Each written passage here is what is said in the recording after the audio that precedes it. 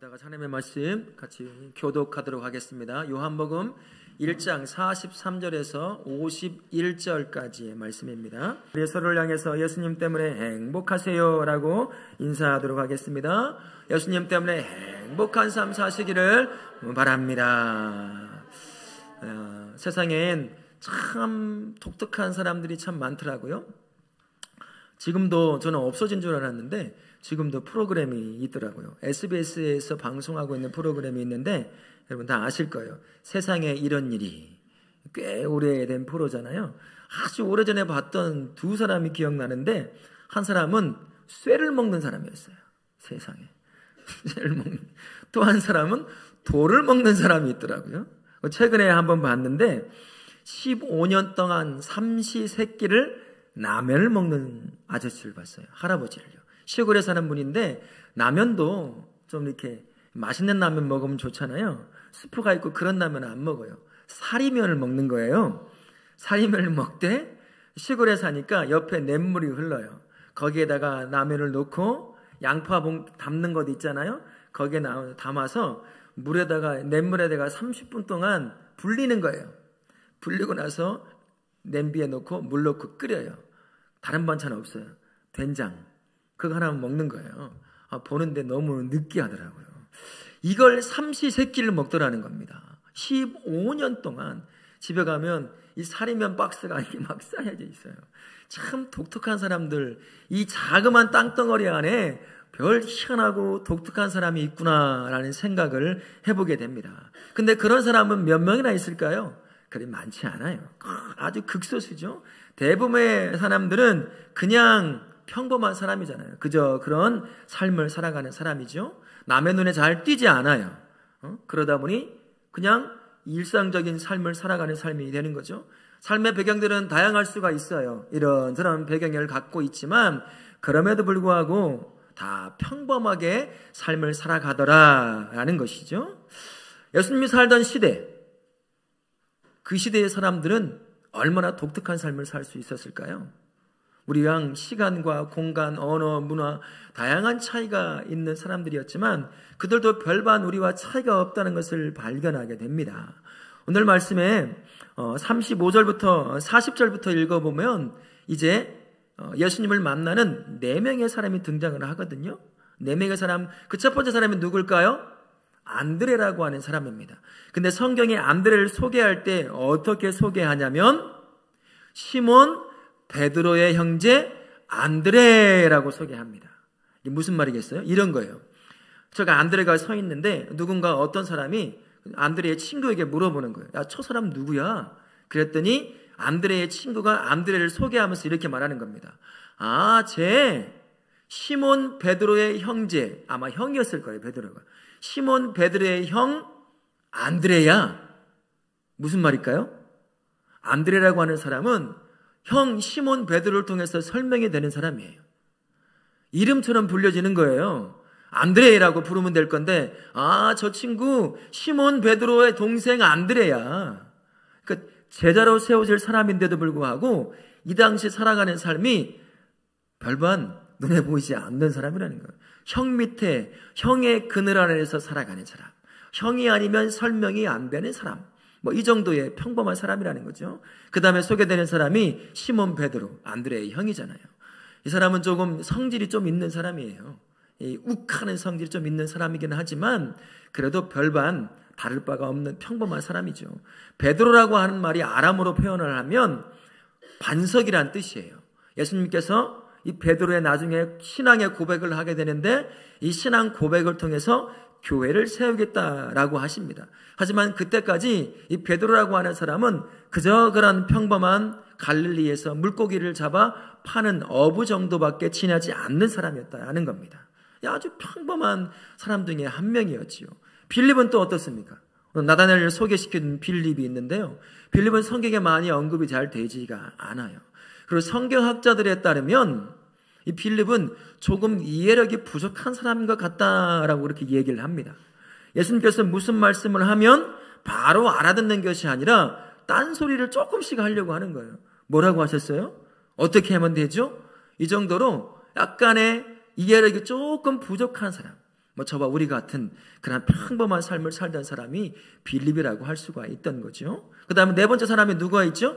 나다나엘이라고 하는 사람인데요. 다른 복음서에 보게 되면 바돌로메로 소개가 됩니다. 이 바돌로메는 조금 독특함이 갖고 있어요. 그의 내면이 참 순수함을 가지고 있었습니다. 그리고 메시아에 대한 갈망함을 가지고 있던 사람이 아마 이 나다나엘이라고 하는 사람이 아닌가 싶어요. 예수께서 나다나엘을 딱 보시고 난 뒤에 내가 나를 만나고 오기 전부터 네가 무화과 나무 아래 있던 걸 내가 이미 보았노라 라고 하는 말에 깜짝 놀라잖아요.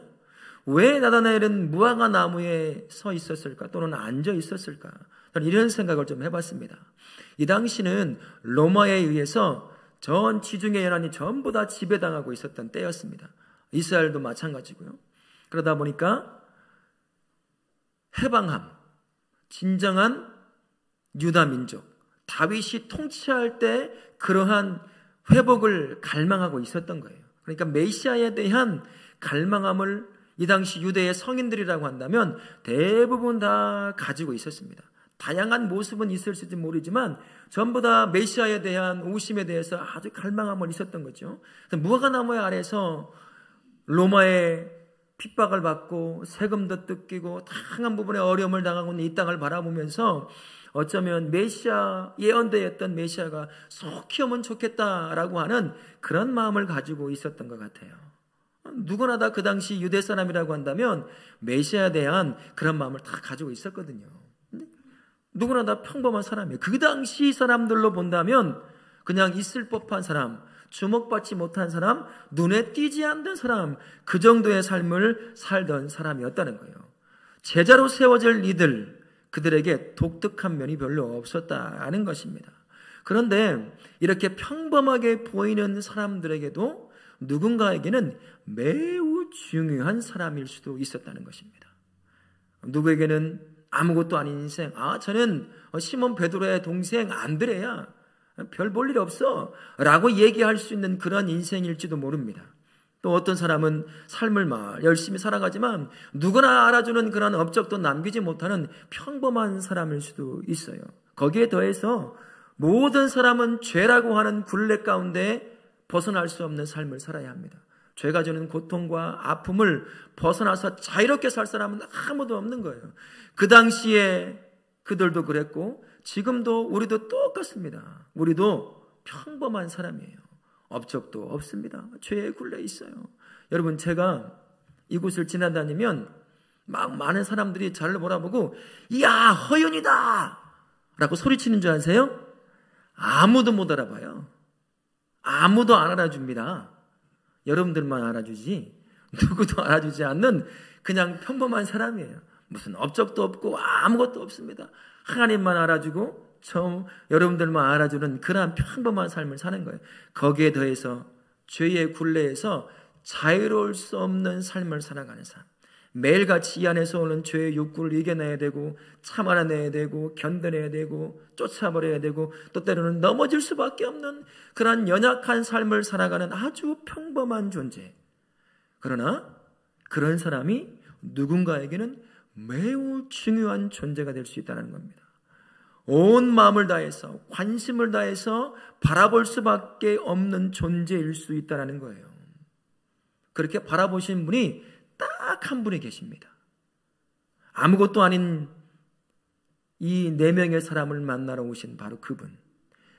하나님만은 세상은 나를 주목하지 않고 죄의 굴레에서 벗어나 그 안에 고통을 당하며 사는 존재지만 우리 하나님만큼은 우리가 그렇게 중요하다는 거예요. 그 마음을 가지고 있다는 겁니다. 막 관심을 넘어서서 탄식하는 마음으로 저와 우리를 쳐다보고 계시고 바라보고 계시는 분이 우리 하나님이시라는 거예요. 창세기 6장 6절에 이런 말씀을 합니다. 땅 위에 사람 지으셨음을 한탄하사 마음에 근심하시고 죄의 굴레 안에서 그저 그런 삶을 살다가 고통 가운데 살다가 영원한 죽음으로 갈 수밖에 없는 그 인생을 향해 관심을 넘어서 한탄하는 그 마음을 보고 있다는 것이에요. 우리로서는 상상할 수 없는 마음과 관심을 받고 있는 게 남들은 주목하지 않는 저와 우리의 인생이다라는 것입니다. 평범하다 못해 죄 가운데 살아야 될 가장 불쌍한 존재예요. 왜 하나님은 이마만큼 한탄하듯이 이 인생을 바라보고 있을까요? 아무리 그러한 삶을 살더라도요, 저나 우리나 모두가 다 하나님의 형상으로 창조된 가장 존귀한 존재이기 때문이에요. 죄를 품고 살아가지만 그럼에도 불구하고 하나님이 바라보셨을 때는 누구하고도 바꿀 수 없는 가장 존귀한 존재이기에 한탄하면서까지도 우리를 바라보고 계시다라는 겁니다. 언제나 우리 하나님은 그의 시선과 마음이 누구에게 향하고 있을까요? 남들 주목하지 않는, 알아봐주지 않는 죄인인 저와 우리를 향하여 있다라는 겁니다. 지금도 변함없어요. 똑같이 우리를 향해서 마음과 생각을 쓰시는 분, 그분이 바로 우리 하나님이시다라는 것입니다. 이런 사람을 향한 하나님의 이 마음은 아주 오래전부터 시작이 되었습니다. 창세기 3장 15절 말씀에 이렇게 우리를 향한 마음을 표현하신 부분이 나오는데, 우리 같이 하나님의 말씀을 같이 읽도록 하겠습니다. 내가 너로 여자와 원수가 되게 하리니 여자의 우선은 내 머리를 상하게 할 것이요 너는 그의 발꿈치를 상하게 할 것이라 하시고, 비록 죄 가운데 무너져 영원한 죽음으로 갈 수밖에 없지만 내가 너를 생각하는 마음 이 마음이다. 사단의 모든 것을 다 무너뜨리고 내가 너를 구원할 것이다 라는 의미가 담겨져 있는 게 바로 창세기 3장 15절입니다. 바로 이 예언 때부터 율법을 통해서 선지자와 예언자를 통해서 수많은 예언을 통해 이 하나님의 마음이 글로, 입으로, 삶으로 전해진 겁니다. 그리고 결국 때가 딱 되자 이제 하나님께서 우리를 향해 가지고 계신 마음과 그 관심을 보여주기로 작정하신 거예요. 사람들 사이에 인간의 몸을 입고 이 땅에 내려오신 겁니다. 만나시려고요. 아버지 마음이 도대체 우리를 향해 어떤 마음을 가지고 있는지, 하나님 아버지가 우리를 향해서 얼마나 큰 관심을 가지고 있는지를 보여주시기 위해서 직접 인간의 몸을 입고 이 땅에 내려오신 거예요. 왜 인간의 몸을 입고 이 땅에 내려올 수밖에 없었을까요? 왜 그랬을까요? 이렇게 하지 않으면 사람은 하나님을 찾아갈 수가 없기 때문이에요. 찾을 수 없으니 우리 하나님을 만날 수 있을까요? 찾을 수 없으니 하나님을 만날 수가 없는 거예요. 그러니 직접 이 땅에 내려올 수밖에 없다라는 겁니다.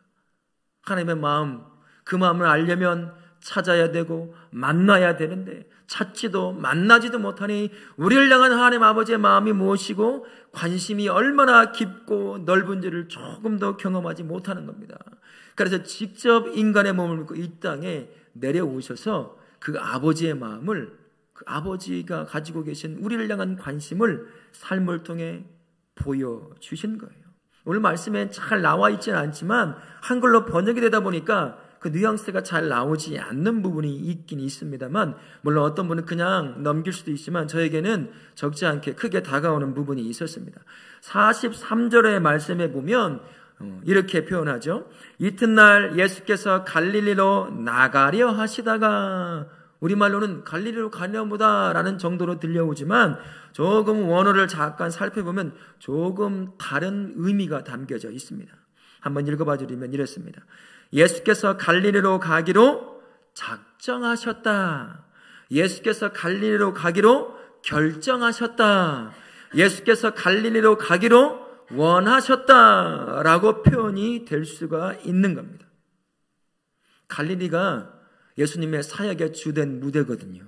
그곳에 가서 사역을 감당하기로 결정하시고 작정하시고 결단하시고 원하심으로 갈릴리로 가셨다라는 말입니다. 우리 예수님이 공생애를 시작하면서 하셨던 삶이 언제나 이런 식이었어요. 항상 의도적인 행보를 가지고 사셨던 분이 바로 예수님이라고 할 수가 있습니다. 예수님은요, 의도적으로 특정한 장소를 방문하십니다. 여러분, 사마리아 땅 잘 아시죠? 유대라고 하는 땅 안에 사마리아 땅이라고 하는 작은 땅 하나가 있어요. 그곳에는 여러 민족들이 와서 섞인 혼혈족이 살아가고 있어요. 정통 유대인들이 한 명도 없는 겁니다. 그래서 유대인들은 정말 싫어해요. 그 반대편을 가려고 하면 사마리아 땅을 가로질러 가면 금방 갈 텐데 절대 가로질러 가는 일이 없어요. 아무리 하루가 더 걸린다 하더라도 빙 돌아서 가는 것이 그 사마리아 땅이에요. 죄인 취급, 짐승 취급받는 땅이 그 사마리아 땅이라고 하는 것입니다. 근데 어느 날 예수께서 이 사마리아 땅을 가로질러 특정한 장소를 가셔요. 야곱의 우물이 있는 곳에, 그곳에 예수님이 딱 가시는 겁니다. 야곱의 우물이 있는 곳에. 왜 그곳을 의도적으로 방문하실까요? 또 의도적으로 누군가를 만나야 하기 때문입니다. 그곳에 이름 없는 사마리아라 여인이 하나가 있거든요. 이번이 6번째 남자예요. 남편도 아니에요. 영혼에 대한, 삶에 대한, 영생에 대한 갈급함을 갖고 살아가지만 충족하지 못함 때문에 벌써 6번째 남자와 함께 살아가는 그 갈급한 영혼을 의도적으로 만나시려고 사마리아 땅에 있는 야곱의 우물에 도착하신 거죠. 그래서 그 여인을 딱 만나는 겁니다. 어느 특정한 장소, 누구를 의도적으로 만날 뿐만 아니라 기적도 그렇게 일으키셔요. 우리가 2장부터 또 읽게 되겠지만 가나안 혼인잔치가 등장을 합니다. 거기서 예수님이 첫 번째 기적을 일으키시거든요. 어떤 기적을 일으키셨죠? 물을 포도주로 만드는 기적을 일으키셨습니다. 왜 그러셨을까요? 오늘 말씀과 연결이 돼요. 내가 메시아다라는 것을 보여주고 사역을 본격적으로 시작하기 위함이었습니다. 이처럼 예수님은 모든 삶이 의도적이며 무엇인가의 분명한 목적을 갖고 말하고 행동하고 움직이신 분, 사셨던 분이 바로 우리 예수님이라고 할 수가 있는 겁니다. 이런 모든 삶은 자신이 직접 인간의 몸을 입고 이 땅에 찾아오시기로 작정하고 결단하고 원하셨던 그 마음의 일 안에 하나라고 할 수가 있습니다. 사람은 하나님을 스스로 찾아갈 수가 없잖아요. 만날 수가 없습니다. 그러니 누가 찾아와 우리를 만나줘야 될까요? 하나님이 인간의 몸을 입고 찾아와 우리를 만나셔야 하는 겁니다. 그렇지 않으면 우리는 죄로 가려져 있기에 하나님을 찾을 수도 없고 찾을 수 없으니 만날 수도 없는 겁니다. 그러니 직접 인간의 몸을 입고 이 땅에 올 수밖에 없는 거죠. 그처럼 직접 인간의 몸을 입고 찾아오셔서 우리를 만나 주신 것처럼 또 누군가를 향해 특정한 장소로 찾아가시는 거예요. 왜요? 만나시려고. 만나서 뭐 하시려고요? 그의 인생을 바꾸어 놓으시려고요. 그의 인생을 구원해 내시려고 오신 것처럼 똑같이 어디를 향해 달려가시고 누구를 만나시고 그에게 역사를 일으켜 그의 인생을 바꾸어 놓는 것입니다. 이것이요, 우리가 읽었던 본문의 특정한 단어들을 통해서 잘 표현이 됩니다. 그냥 읽어버리면 그 단어가 잘 눈에 들어오지 않는데 한번 들어보시고 35절부터 51절까지를 쭉 읽어보면 이 안에 그 단어들을 통해서 하나님 아버지, 찾아와 만나기를 원하시는 그 아버지의 마음을 발견할 수 있을 겁니다. 주로 세 단어가 등장을 하게 돼요. 만나다, 듣다, 보다라고 하는 단어가 반복해서 예수님과 4명의 사람이 만나는 그 과정 가운데 이루어져 있는 것을 볼 수가 있어요. 우연이 아닙니다. 성경은 우연으로 기록된 것이 성경이 아니에요. 언제나 목적을 가지고 쓰여져 있는 것이 성경이라고 할 수가 있습니다. 하나님께서는 성령 하나님이 요한의 그 삶을 통해서 의도적으로 반복된 단어를 통해서 이 땅에 찾아와 만나고 이야기하시고 변화시키기를 원하시는 하나님 아버지의 마음을 그런 단순한 단어들을 통해서 예수님과 만나는 그 과정 가운데 우리를 하여금 보게 만드는 거예요. 예수와 만나야 인생이 바뀝니다. 예수와 만나야 인생이 구원을 얻을 수 있어요. 만남입니다. 나눠야죠. 교제해야죠. 들어야죠. 그 말씀을 통해 인생이 변화되어야 되죠. 그 단어들이 우리가 읽었던 본문 안에 들어가 있다는 거예요. 하나님의 마음이 담겨져 있다는 겁니다. 그렇다면 왜 예수님은 사람 사이에 인간의 몸을 입고 오기로 작정하시고 원하시고 결정하셔서 이 땅에 오셨을까요? 그것을 51절을 통해서 우리에게 가르쳐 주고 있습니다. 나다나엘에게 예수님께서 말씀하시는 부분이에요. 같이 한번 읽겠습니다. 시작. 하늘이 열리고 인자 위에 오르락 내리락 하는 것을 보리라. 이 말씀은 창세기의 창세기 28장 12절 말씀과 다니엘서 7장 13절 말씀이 함께 어우러진 말씀이에요. 창세기 28장 15절에 어떤 말씀이 나올까요? 야곱이 형 에서를 피해서 도망치며 밧단 아람에 있는 삼촌 라반의 집으로 도망치다가 베델에서 밤이 되어서 돌베개를 베고 자는 때가 있었거든요. 그때 꿈에 환상이 보였어요. 하늘이 열리고 사다리가 내려오면서 천사가 오르락 내리락 하는 그런 꿈을 꿉니다. 또한 다니엘서 7장 13절 말씀해 보면 다니엘이 환상을 보게 돼요. 그러나 그 환상 가운데 이전부터 계셨던 인자, 사람의 모습을 하고 있는 한 분을 보게 됩니다. 이 두 구약의 성경이 복합되어 있는 것이 오늘 예수님이 나다나엘에게 표현한 말씀이에요. 이 말씀을 유대 사람들이 다 듣잖아요. 성인 유대 남자들 특히 들으면 이게 무엇을 의미하는지를 정확하게 다 안다는 거예요. 메시아를 의미한다는 것을 안다는 겁니다. 무슨 말이겠습니까? 51절을 통해서 나다나엘과 그와 함께 온 사람들에게 네가 나의 이런 모습을 보게 될 것이다 라고 말씀하는 거예요. 율법과 예언서에 예언되었던 그 메시아가 바로 이 땅에 곧 올 것이고 왔고 실제로 너의 눈앞에서 그 메시아를 보게 될 것이다 라는 의미를 담고 있는 겁니다. 그리고 2장을 딱 넘어가면서 가나안 혼인잔치에 물을 포도주로 만드는 기적을 딱 일으키면서 그때부터 보여주기 시작하시는 거예요. 예수님께서 51장 이 말씀 51절 말씀을 통해서 우리에게 전해주는 이 말씀을 오늘 설교와 함께 잘 복합해 본다면 이런 식의 의미가 될 것입니다. 우리 스크린을 보면서 같이 한번 읽어보도록 하겠습니다. 같이 읽습니다. 시작. 예수님이 직접 이 땅에 인간의 몸을 입고 오신 것은 하나님을 찾지도 만나지도 못하는 사람으로 하여금 자신을 통해 하나님을 찾아 만나게 될 것이다. 이 의미를 담고 나다나엘과 함께 있는 자들에게 이 선포해 주고 있는 겁니다. 바로 이 예수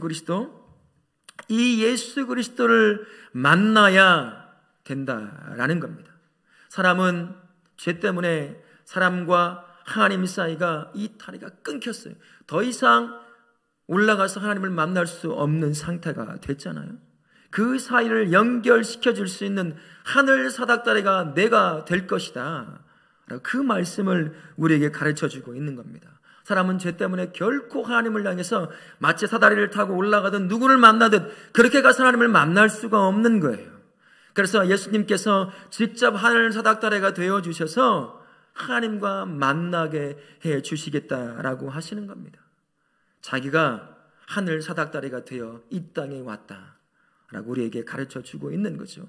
바로 이 하늘 사닥다리이신 예수 그리스도를 영접하는 자, 그 자가 곧 바로 누구냐? 하나님을 만날 수 있는 자, 하나님의 백성이요 자녀가 진정한 자녀다라고 말씀하시는 것입니다.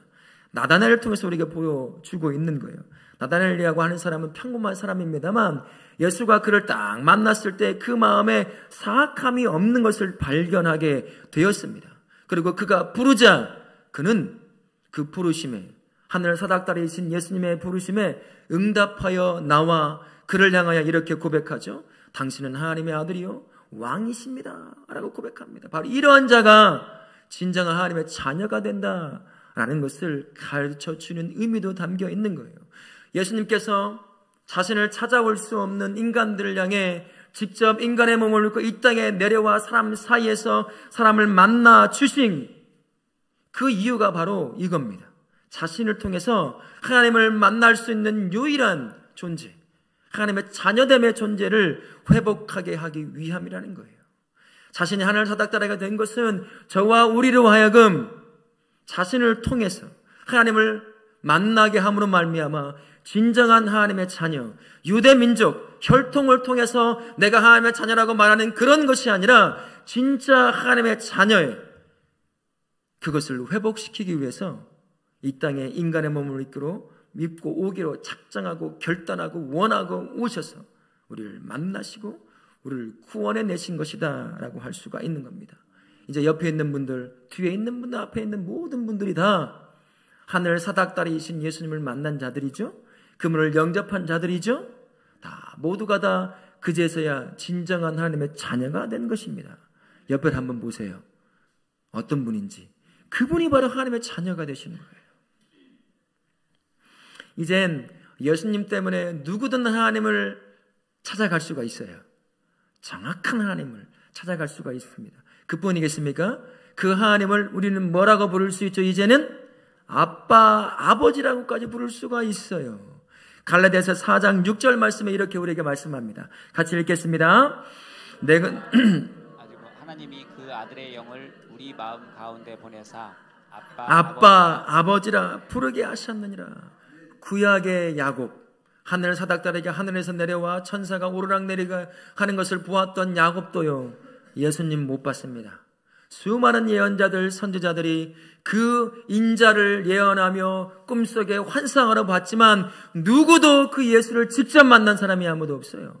모두가 꿈으로 환상으로만 보았던 사람. 그 하늘 사닥다리 되시는 예수, 우리는 만난 줄 믿습니다. 그분이 내 안에 계신 줄로 믿습니다. 그러니 우리는 이제 언제든 하나님을 만나러 갈 수 있는 하나님의 자녀가 된 거죠. 하나님을 무서워하는 존재가 아니라 아빠, 아버지라고 부를 수 있는 존재예요. 이 관계, 하늘 사닥다리에 계신 예수께서 만들어 놓는 관계이기 때문에 누구도 개입할 수 없습니다. 누구도 이 관계를 끊어놓을 수가 없어요. 왜요? 진정한 신이신 하나님이신 예수님이 이 다리가 되어 주셨기 때문입니다. 그래서 우리는 언제든 하나님 앞에 나아갈 수 있어요. 아빠 하고 달려갈 수가 있습니다. 그리고 그분 앞에 나의 인생 전체를 다 내려놓을 수가 있어요. 그리고 그 인생을 인도해달라고 간구할 수도 있는 겁니다. 여러분, 지난 삶을 살아가면서 누구를 의지하며 살았습니까? 내 능력, 돈, 그거 의지하며 살아왔습니까? 여러분 안에 있는 하늘 사닥다리 되시는 예수님을 붙잡아야 합니다. 그래야 성부 하나님을 만날 수 있어요. 그래야 그분께 아빠 하고 달려갈 수 있는 줄로 믿습니다. 이 한 주간 하늘 사닥다리이신 예수님을 붙잡고 언제든 하나님 앞에 나아가 그분을 만나시는 복된 인생 되시기를 예수님의 이름으로 축원합니다. 아멘. 한 가지 더 말씀을 드리면요, 이 하늘 사닥다리이신 예수님을 딱 내 안에 구주로 영접하면 그 다음부터 저와 우리가 어떤 사람이 될까요? 하늘 사닥다리가 되는 거예요. 왜요? 그분이 내 안에 계시잖아요. 그분 때문에 내가 하나님과 만날 수 있고 하나님을 아빠, 아버지라고 부를 수 있었던 것처럼 이제 내가 하늘 사닥다리에 계신 예수님을 품고 있기 때문에 내가 사다리가 되는 거예요. 이제 누군가를 하나님과 만나도록 만들어줄 수 있는 가장 복된 인생을 살아갈 수 있는 사람, 그 사람이 하늘 사닥다리인 예수님을 품고 사는 사람이에요. 그분이 누구예요? 여러분들이에요. 우리 성도님들입니다. 이제 삶의 현장을 다시 나아가시잖아요. 우리는 사다리가 되어야 됩니다. 하늘과 끊어져 있는 인생들, 아무리 하나님을 찾고 싶어도 찾지도 못해요. 그러니 만날 수도 없죠. 그러니 자신을 향한 하나님의 마음과 생각과 관심도 알아차리지 못하게 그저 그렇게 돈과 이 땅의 것을 쫓아 살다가 영원한 죽음을 갈 수밖에 없는 그들에게 하늘 사닥다리인 예수님을 품고 있는 저와 우리가 다리가 되는 거예요. 찾아가는 거죠. 예수님이 우리를 찾아오셨잖아요. 만나시고 우리의 구주가 되어주셨던 것처럼 우리도 이제는 그분처럼 찾아가는 거죠. 만나는 거예요. 삶을 통해서 말하고 입을 통해서 영원한 하늘 사닥다리에 계신 예수님을 소개시켜 주는 거죠. 그래서 그도 나처럼 언제든지 하나님 앞에 아빠 하고 달려갈 수 있는 그 구원받은 진정한 하나님의 자녀가 될 수 있도록 인도하는 삶, 그 삶이 저와 우리의 삶이 되어야 될 줄로 믿습니다. 이 한 주간 사다리의 삶을 사시기를 예수님의 이름으로 축원합니다.